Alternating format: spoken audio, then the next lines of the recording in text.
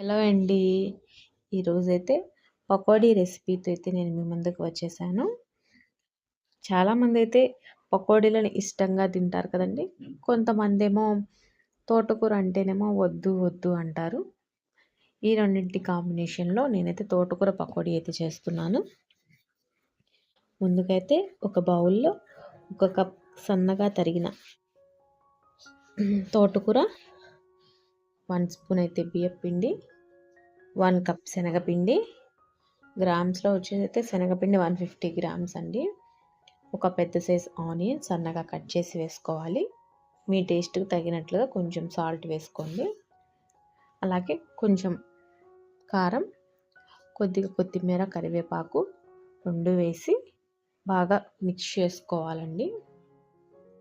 ఇక్కడ ఆనియన్‌లో నుంచే వాటర్ అయితే వస్తాయి కదండీ. ముందు ఆ వాటర్‌తోనే మిక్స్ చేసుకోవాలి. కొంచెం గట్టిగా ప్రెస్ చేస్తూ కలుపుకోవాలి. ఇలా కలుపుకున్న తర్వాత కొంచెం అయితే వాటర్ యాడ్ చేసుకోవాలి. ఎక్కువ అయితే వాటర్ యాడ్ చేసుకోకూడదు. ఈ రెసిపీ వచ్చేసి కొంచెం గట్టిగానే ఉంటుందండి. మీరు వీడియోలో చూస్తున్నారు కదా, ప్రెస్ చేస్తూ కలుపుకోవాలి.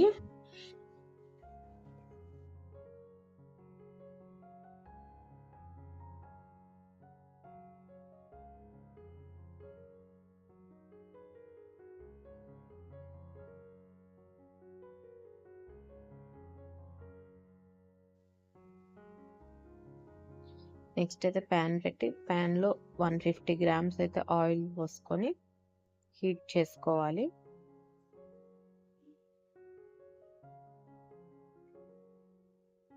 ఆయిల్ హీట్ అయ్యాక ఈవెన్గా పకోడీలాగా అయితే వేసుకోవాలి.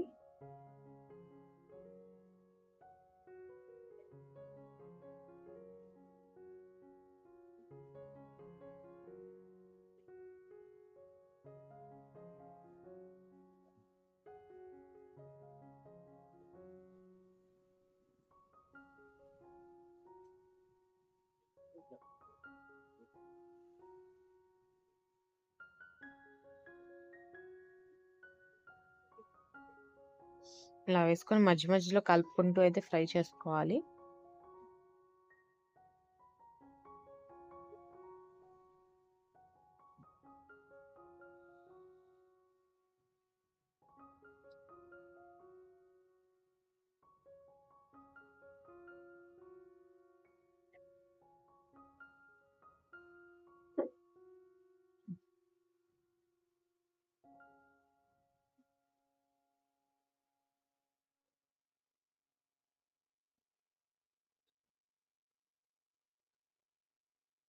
నేను ఈ స్టేజ్‌లో అయితే ఇక్కడ కొన్ని పల్లీలను కూడా అయితే యాడ్ చేస్తున్నాను.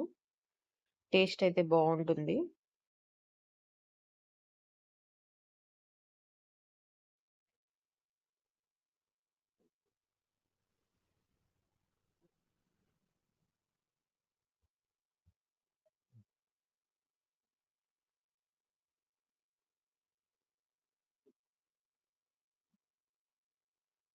ఇంతేనండి. ఎంతో టేస్టీ మరియు క్రిస్పీ అయిన తోటకూర పకోడీ రెసిపీ అయితే రెడీ అయిపోయినట్లే. సర్వింగ్ ప్లేట్‌లోకి సర్వ్ చేసుకోవడమే. Thank you for watching.